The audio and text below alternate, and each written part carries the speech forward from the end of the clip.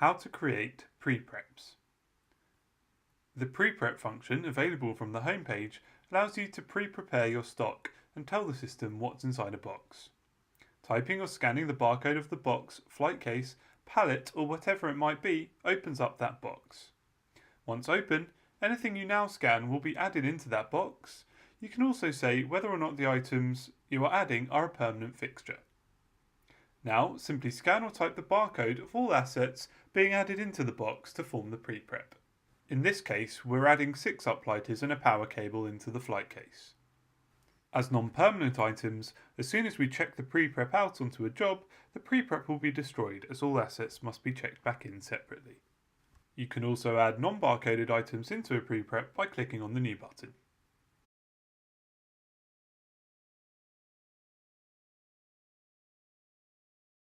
Clicking on Print allows us to print documents such as box labels or other documents you have created and customized in your document settings. Now when we come to a job supplying the items that we have pre-prepped, from the menu we can check the job out, and I now simply need to scan the flight case and everything inside that case will be dispatched in one go.